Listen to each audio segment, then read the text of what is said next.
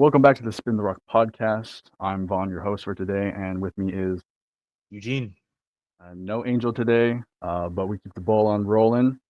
We're just gonna get right into it. The news to start with: we got Bobby Portis out for 25 games, suspended. What are we thinking now? Well, hold on. Let me see where the Bucks are real quick. The Bucks are currently sitting 5 seed. Did he start for them? I don't think he Sometimes he does, does. sometimes he doesn't. Like usually he's like one of the best six men in the league, but they're so short on like the roster depth that Right. he does have to start sometimes. I think it will hurt. 25 games is a lot, and he does, provide, a little bit of offense and defense.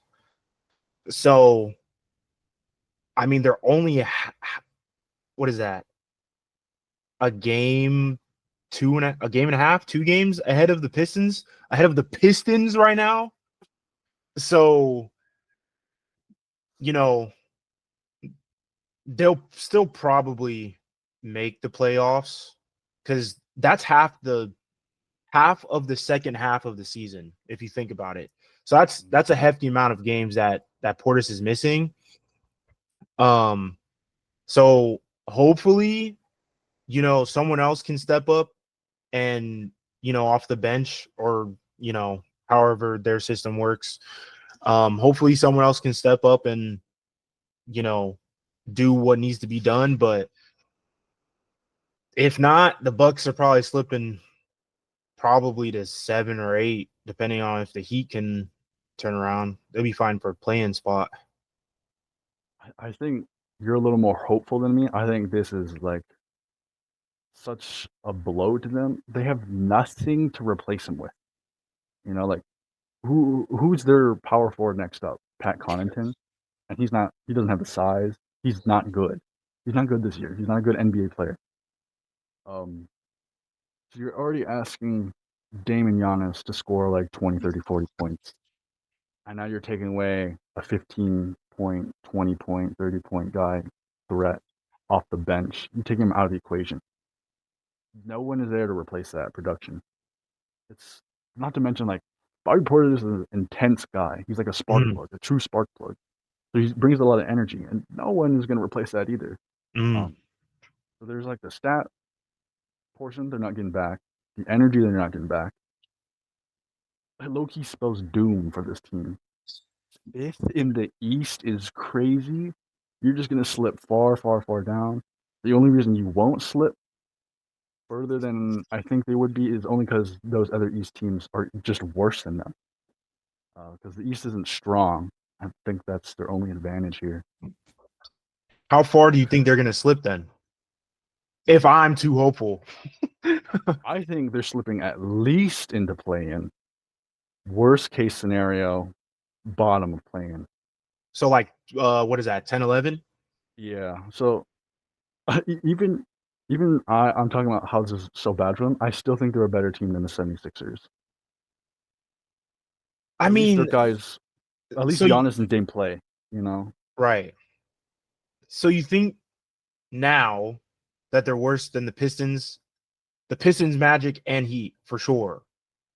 the Pistons, yes, only because the Pistons have been having momentum lately. Like they're Right. 7-3 in their last game. They're in a 5-game win streak. Magic, I don't love them being seventh, but like they've been riddled with injuries, and once they get their guys back, I think they climb. And then the Heat, Heat are such a wild card. Same with the Hawks. They're up and down. They're up and down. Who knows where they finish? Mm-hmm. I just think this might be one of the most unluckiest things for the Bucks because Bobby Portis got suspended for like the painkillers that he was taking sounded like a different set of painkillers that his assistant gave him. Like that's just like the worst luck I've ever heard. Yeah. Um, at least it's not like an injury. You don't know when he'll be back. You know exactly when you're getting him back. Mm-hmm. So they could hold out. It's just I'm not loving how it looks right now. Yeah. I mean, overall, it's not great for the Bucks. We can both agree for that. Both agree on that. And I don't know. The inner, Bucks fan that I was last season is still kind of hoping for the best for them. More for Dame than anything. But it just seems like after he got there, just it has not been looking too hot. So All right. Another unfortunate thing in the news was Victor Wembanyama is out for the rest of the season due to a blood clot found in his shoulder. What are we thinking? now I'm not like a doctor or like a scientist, or like a blood person, phlebotomist, you know what I mean? Like, I don't know nothing about it, but can someone please explain to me why this is so significant for him to be out for the remainder of the season? Unless you know, do you know? I can only speculate that, like, if he plays through it, maybe he develops more, because this is kind of what happened to Chris Bosh and what ended his career too short. Mm-hmm. He had blood clot issues. I think what becomes of it is you become a higher risk if you don't take care of it soon and properly. But that's as far as I can guess. Yeah. I mean, the Spurs weren't. Nobody's scared of the Spurs right now, anyway. So they're probably, if they don't do better, they're probably going to do worse, or stay around the same point. But losing Wemby does hurt for the Spurs because obviously they got Chris Paul to help the flow of the offense and help him get the ball more. And now that he's not on the court, a lot of their whole system is basically going to change. So it will be interesting to see now that they don't have Wemby, how they play. But I believe in Popovich, and from the clips that I have seen in the highlights, some of the highlights I've seen, even with Wemby on the court, it seems like they're getting back to their roots of what do you call it? Just passing the ball around, finding the best man open. You know what I mean? So passing up a good shot for a better shot. That's what I was looking for. But yeah, losing Wemby definitely does hurt. Especially, like, he was a defensive player of the year candidate. He's been in the running. I mean, he was last year as a rookie. He may have won it this year, and that could have led to even more money on his next contract. I don't know. Uh, I don't know if he would have made an All NBA team. I don't think him and the Spurs. Maybe if they climbed to playoff contention, people would consider that strong. But regardless of all that, he was having an amazing year. Uh, I think with him gone, obviously the team's going to get worse because the defense is not there. You can't really replace that skill set. But at least you have Chris Paul as a leader. You got the young guys. Now they get a little more shine on them, hopefully. Because problems last year, whenever Wemby wouldn't play, you could see how, I guess, dumb certain decisions were made on the court. But hopefully with Chris Paul, it stops that. And then I hope this doesn't threaten the Chris Paul legacy of every team he goes to. They get better. It doesn't matter if it was the Thunder, the Rockets, the Clippers, the Hornets. Every team has gotten better than the year without him. And that's what it was looking like with the Spurs too. Like, we know they're not a great record right now, but they were improved from last year and on pace to beat the record last year. So now that's at threat. I don't love that. I love Chris Paul too much. But maybe he can find a way. Him and Pop, you know. And as for the news, All-Star Weekend just happened, and I said I wasn't really gonna watch it. I watched the highlights. That's exactly what I did, and I feel like I did the right decision based on how the program played out. But how did you feel about it? The game or the events first?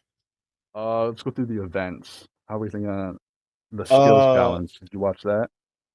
I didn't. So the only event that I watched any part of was the 3-point contest, and I saw the end of the first round and then the entirety of the championship round, and then I missed the dunk contest, and then I didn't watch the All-Star game. But I did think it was funny that Chris Paul and Wemby did what they did.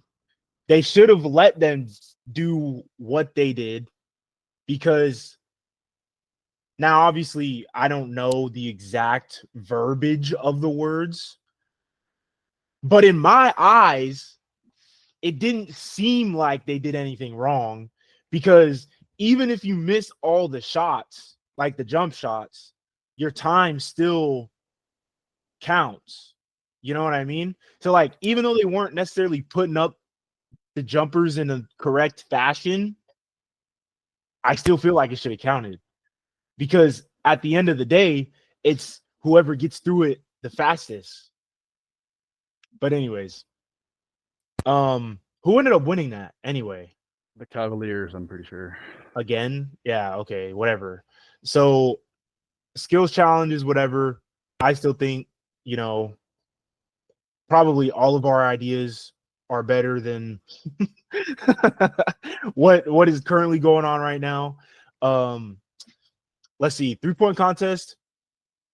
It was cool. I'm happy for Tyler Hero. I didn't expect him to win, but I'm glad he did.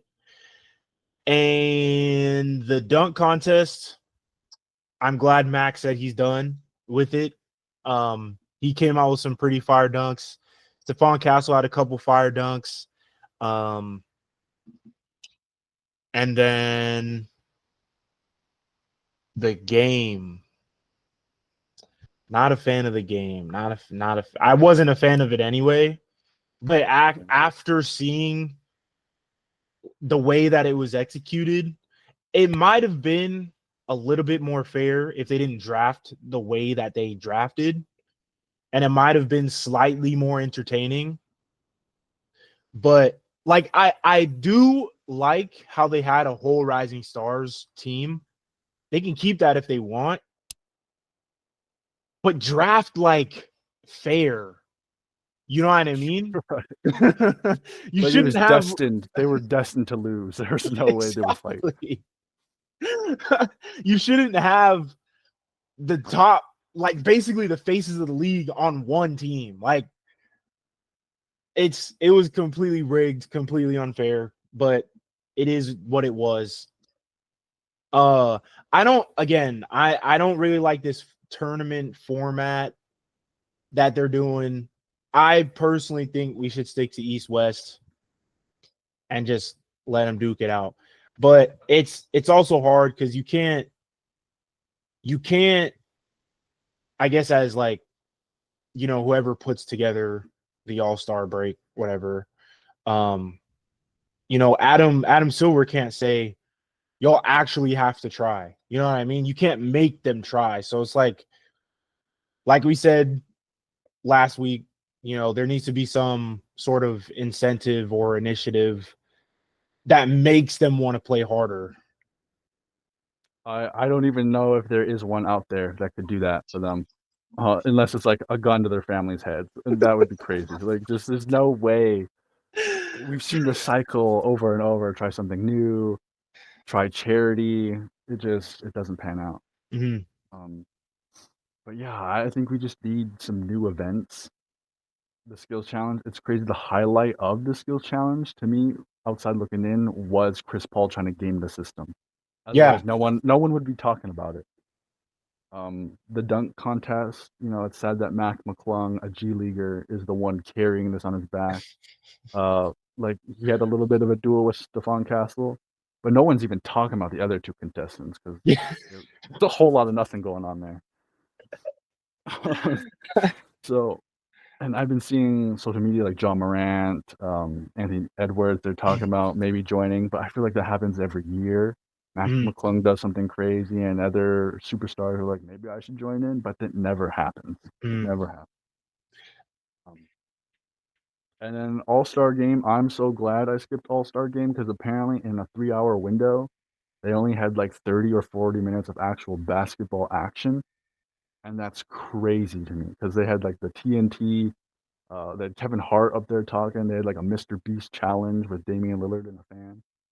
I'm like, that would all be better if it wasn't just so much talking.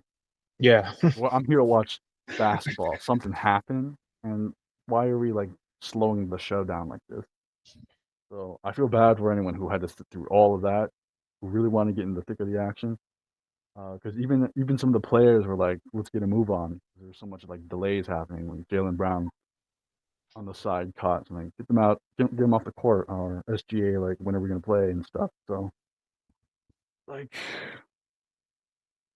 maybe it's good that TNT is no longer hosting this because I think it moves to NBC. And that's the only real way we get a shakeup is if that transfers hands, and I think we get a new program uh, forwarded by a new network, and like that's change right there. Something will be different next year. It's just a matter of what. I think just the biggest thing is like the NBA needs to listen to the fans. You know, at least I feel like that's what they should do, or like to at least consider. Like they might not have to do what the fans say, but actually like hear them out and be like, huh, maybe that actually might be a good idea. You know, since especially they're always changing it every year. So it's like just try all these, interesting ideas that fans have, but I don't know. We'll see if that ever happens. Right. Okay. And for our main topic today, we've chosen our own awards, not MVP, not Six Man of the Year, not Rookie of the Year. Our own awards we've chosen. We're handing out to players we believe they deserve it the most. I can kick us off. Mine's pretty straightforward, and I didn't know you were like that award. A guy who's been playing well above expectations, um, maybe not really talked about all that much. Doesn't have to be an all-star. Doesn't have to be something crazy. Just I didn't know. I didn't know this was coming from you. And to that, I'm giving it to Malik Beasley of the Detroit Pistons. I've heard he's a shooter at certain points, but every time I've watched him, it's just like he's like average. He's a little above average maybe. Bro, he's 41% from three, and he's second in the league in threes made, and the only one above him, Anthony Edwards. So like I never hear anything about the Detroit Pistons. Like I know they're doing pretty well now. I'm not tuning into Detroit Pistons games, but now it makes sense if you have guys like a Malik Beasley because last year they were atrocious from 3-point shooting. Like under the Cade Cunningham era, there's been no shooters. It seems like, and now there's a little bit of spacing. They can move around a little bit. So now I guess it kind of makes sense that the Pistons are at least fighting for a playoff spot now, the first time in years. And I think a lot of their signings have gone underrated between a Tobias Harris, Tim Hardaway Jr., and Malik Beasley. Like these aren't guys you're picturing like puts you in the championship contention, but they're at least guys that can put you in playoff contention when you got a Cade Cunningham on your team. So it's good that it's shaping out for this for Malik Beasley and for the Pistons.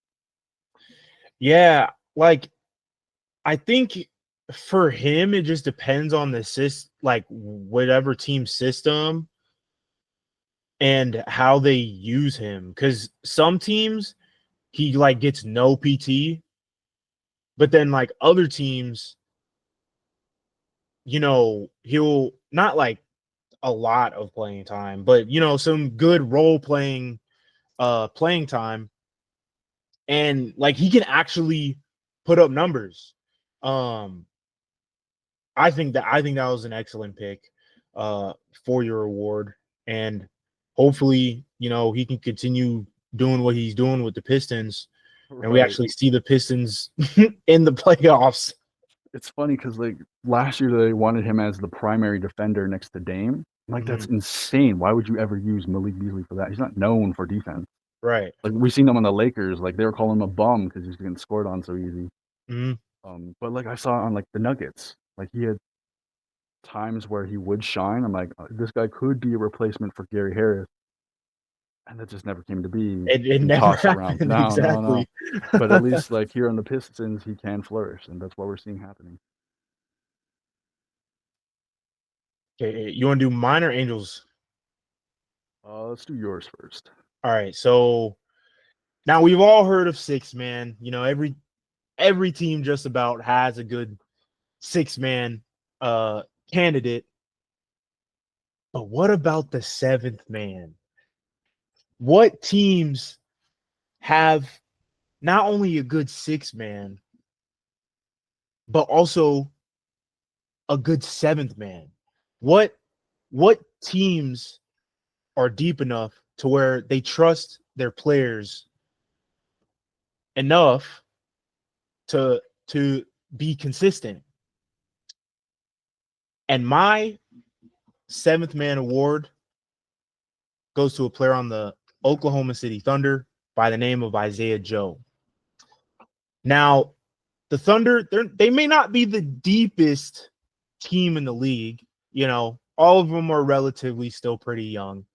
Um, and Isaiah Joe, in like his third season, only averaging 9-2-1.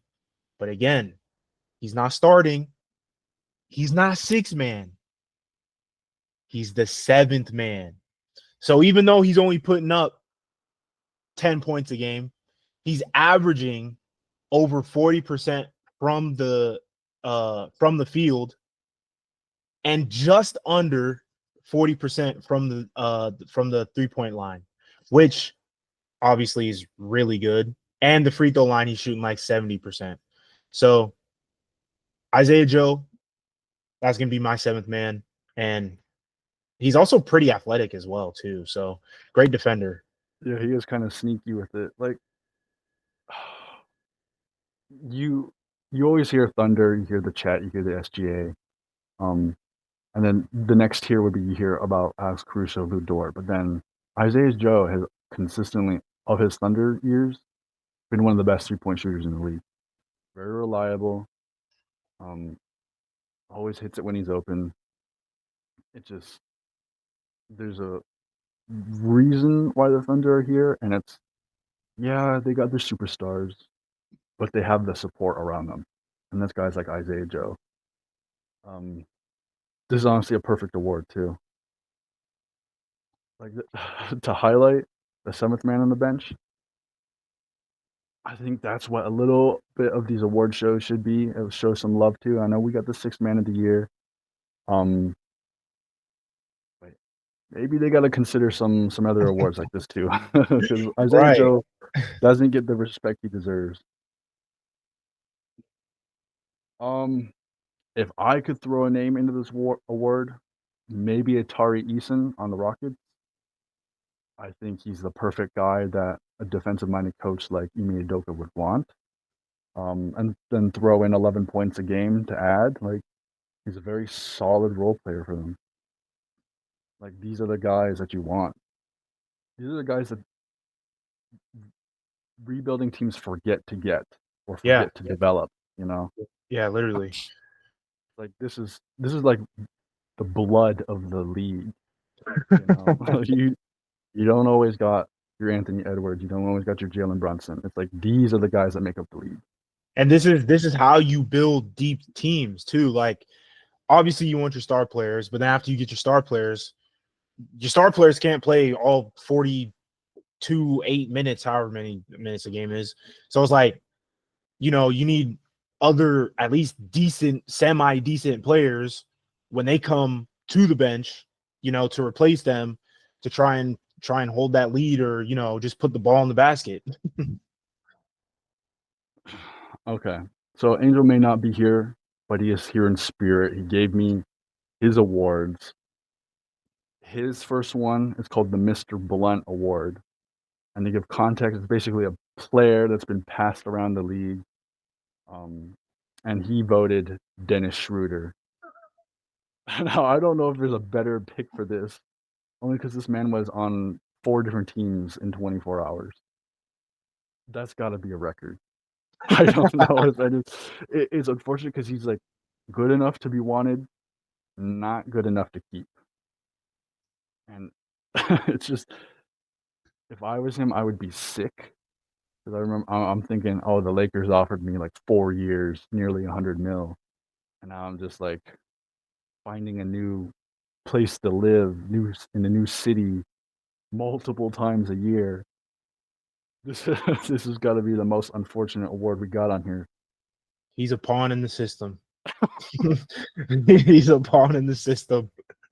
And it's unfortunate too, because like I still feel like he has a lot to offer for probably any team, but you know, there also might be some either intangibles or just things as fans we don't see, you know, that the front office sees.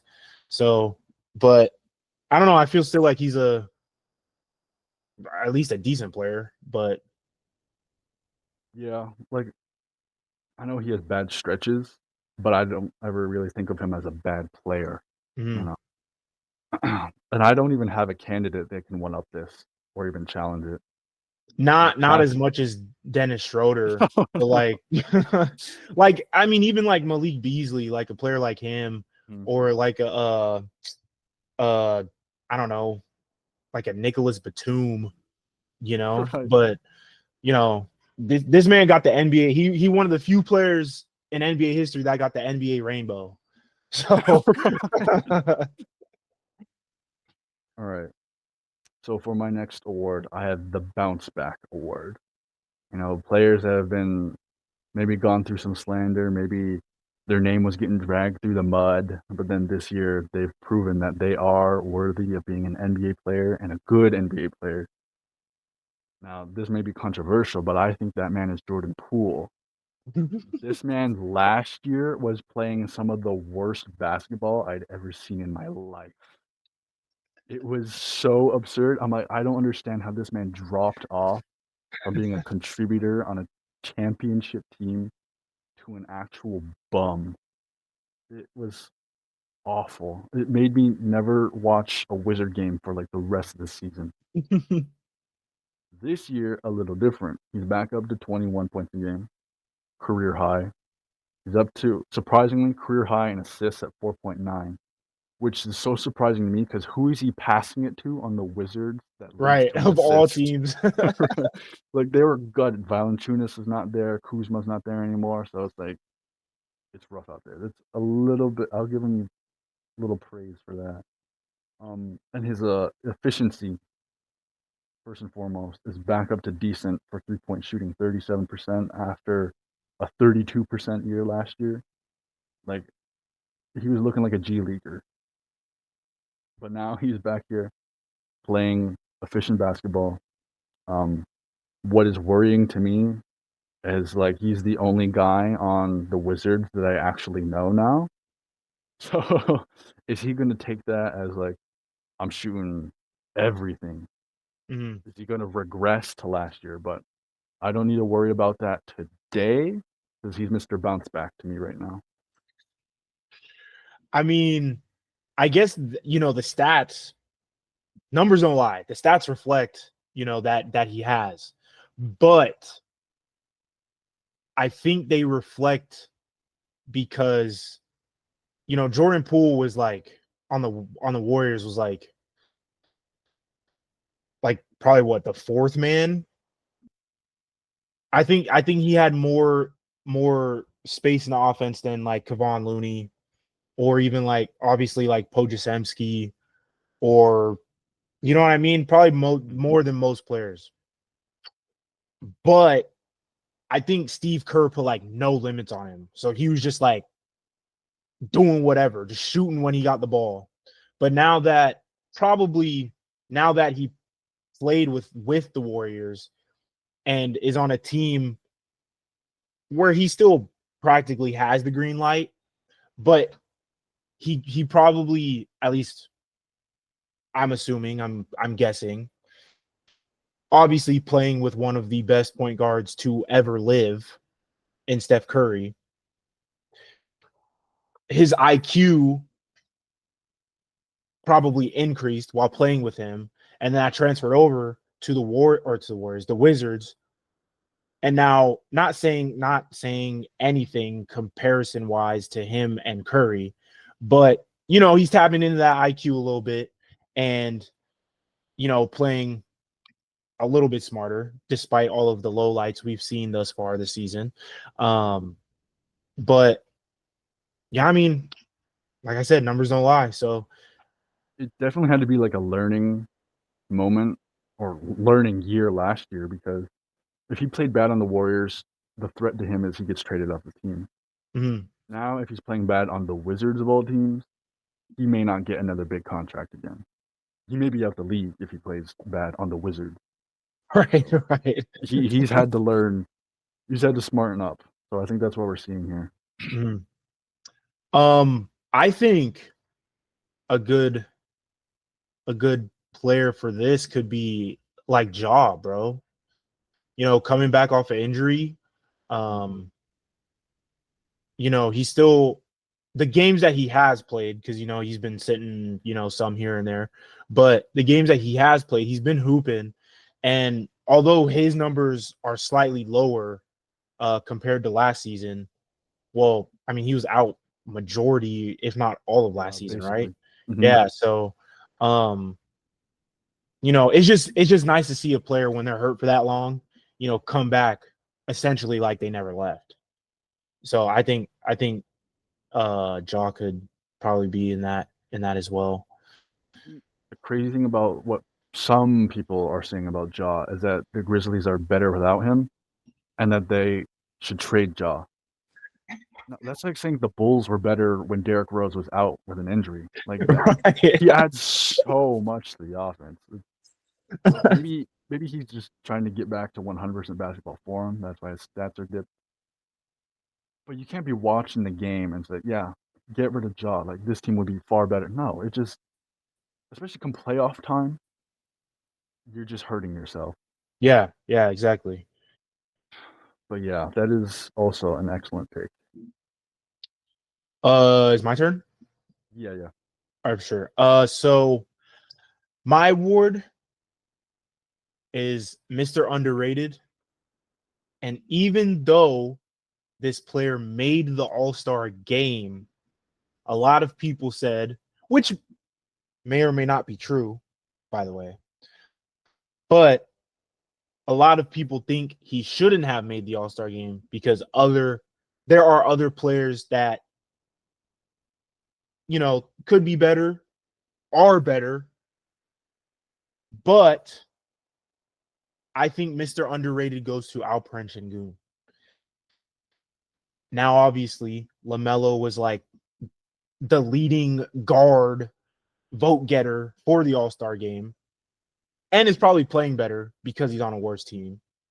But Alperen Şengün is playing the best he has probably thus far in his career, averaging a double-double, about 19 points, 10 rebounds, and 5 assists, with over a steal, by the way. I mean, the man's a wizard on the court, like he's basically like a mini Jokic, play style wise, not numbers wise, obviously. But I don't know. I feel like he's always been good on the Rockets too. It's just he's on the Rockets. And I mean, this season they're sitting like what, 3 or 4 or something like that. But the Rockets haven't had much shine lately. And I don't know. We talk about the Jalen Greens, we talk about the Thompson, Amen Thompson, but I feel like he's not getting Alperen Şengün is not getting the respect he deserves, Yeah, like he's a big man, like one of those special big men who scores, not just like a low post score. He scores everywhere. He rebounds. He, most importantly, is a playmaking big man. which there's like 3 of those in the league. I was like, that's literally non-existent right now. Yeah, like historically, those don't exist. And now they're primed to be a playoff team after years of just living in the shadow of the James Harden era, also playing some terrible basketball when Jalen Green was the only guy really. And now I think this is well deserved. I think the All-Star controversy is only coming up because Sabonis got snubbed, Mm, and they want to point the gun at the other European that made the All-Star team. Now, I do think Sabonis should have been in the All-Star game, but I don't think you're kicking out Şengün. I don't think that's the man to kick out. Um, so who would you kick out? Probably Jalen Williams, if I'm being honest. I also love Jalen Williams, but I think you need to make space for the league leader in rebounds. I think he's almost had a double-double in every game he's played this season, Mm, and he did it last year. He's just continuing what he did last year. right. And last year we saw him, he missed All-Star team, but was All-NBA, Mm. and that's basically what's going to happen again. Like, if you're making All-NBA but not All-Star, that's a mistake. It's just, it doesn't compute. But yeah, Şengün, great, great pick. Great player, but it's odd that we have to put him in underrated, but that's how it feels. Yeah, at least that's how I feel. I don't think he really ever has got the respect he deserves because he's been this good. Like I'm looking at his career stats right now. At 15, 8, and 4. But again, he's playing on the Rockets. Like there's not much you can do. I think for who I would pick with this award is a little bit of the opposite. It's a guy who's not really getting talked about a lot, and his stats don't really blow up when you first look at him. He's like averaging 10 and 5 or something. But Tumani Kamara might be one of the best defenders in the league right now. And you don't really hear about him because he's on the Trailblazers. Nobody cares about the Trailblazers. I don't care about the Trailblazers. But then I start watching Tumani Kamara play defense. I'm like, there's a reason why that team had a win streak of like last month or something. Like it was a crazy win streak. Shouldn't have happened. I bet the GM is screaming into his pillow at night because like he's not gonna get that lottery pick. Um, does this team low key is kind of sneaky good when they get the ball rolling? Like if they were in the East, they might be in the play-in. Um, and it's to sneaky guys like Tumani Kamara. Like he's an actual hound on defense. I don't know how. I don't know if there's a way. I don't think there's a universe that happens, but I would love this guy on my team. So you think the the Trailblazers could beat the Sixers seed wise? Only because Paul George, this is the worst we've seen Paul George Ever. ever. Yeah, basically ever. And then if it's Joel Embiid, we've seen historically, you get double bigs on him, you make him uncomfortable, and that's why they lose. That's why they've He never been out forgets the how to play second round. basketball. And then Tyrese Maxey, I feel like we've never really gotten to see him flourish in the playoffs because he had to play alongside James Harden, and he was the facilitator, the operator of the offense. So I feel like that's a question mark. But he may be the only guy that's good on that team. But I don't think it beats Trailblazers. They got enough weapons to do damage to a team like that specifically. I honestly, yeah, like I have nothing to say. You know, you said we didn't care about the Trailblazers. I really don't. You don't even. I'm surprised that you even said that, but That's why he's underrated. No one's talking about him. Okay. And now for Angel's second award, we got Mr. Second Chance. And hearing that, you may think that's a good award until you realize Mr. Second Chance is why is this guy getting a second chance? And Angel voted Ben Simmons on the Clippers. Um, it's not hard to see why after what happened on the Sixers and then the Nets. And always does surprise me there are so many supporters of Ben Simmons. Like you're looking at a guy who made All-Star, All-NBA, and he scores 10 points out there today, and you're like cheering him on like he just won MVP or something. Like I think this is more of a tragic story than one to celebrate. Because he literally forgot how to play basketball. Like we used to think people were crazy saying he's LeBron 2.0 just without a jump shot. That was insane. I was never a believer. Low key made me a hater at a certain point.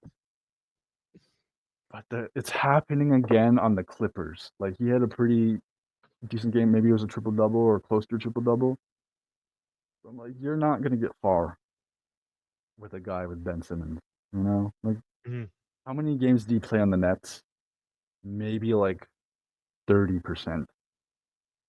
And some of them felt like, at least some fans probably felt like he could have played maybe double of those because there was like a mental block or something. But Clippers, I hope they have a better run with him. But I think I've seen enough with this guy, and I get why Angel chose Ben Simmons for this award. Yeah, I think it's like his Mr. Blunt award. Like there's no other person, at least in my mind, that can even compete with this award. Right. I don't know. I don't know why the Clippers signed him. Maybe they're just like too good of a player to leave on the market. But yeah, no, I have no idea. I don't think it helps them. Well, it definitely doesn't help them. But I also don't think it hurts them. I personally do think it hurts them because it fucks up the spacing for Kawhi when he's playing. Because he's a great mid-range shooter, competent three-point shooter, and now he's gonna have to take more three-point shooter if Ben Simmons is on the court. I think it also hurts Zubac. Zubac also kind of a sneaky guy. He can get a 20-10 game any night of the week. But now with Ben Simmons there, especially if Ben Simmons is not even gonna like shoot layups, if he's just gonna pass. Like I've seen too many lowlights of Ben Simmons to believe in him anymore in the future. No, yeah, like I haven't believed in him in a long time, which is unfortunate because I was when he was in high school and college and even coming into the NBA. And then even when he was like, going through the little Sixers curse, got drafted, got hurt, whatever, trust the process. But then he just never, what do you call it? Return to form, I guess. Yeah. Like a lot of that is like his aggression feels like it's been vaporized. Like go back to high school, college, early Sixers years. He's like rushing the rim. Like it doesn't matter if there's a guy in front of him or not. He's getting there. Now he just looks shy, which or even is scared. Yeah. I don't know what happened. It's a blunt sword at this point.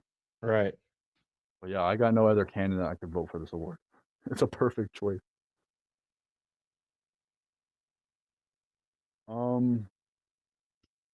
That is our last award. Do you have any honorable mentions or any other awards you could hand out? Nah, not off the top of my head, no. I think in the future, I don't want this to happen. But it could be Paul George taking the Mr. Second Chance award in the future. Maybe give it 3 or 4 seasons. But we could see his name pop up. Hey, bro, he might become a full-time podcaster by then, bro. He's basically a full-time podcaster now. Yeah. The podcast stats go crazy. The NBA, not so much. He might be on tour for his podcast, bro. All right. All right. I really enjoyed this episode, and if you did too, be sure to rate us on anywhere you listen to podcast platforms. And then follow us TikTok, Instagram, Twitter, and then have a good day.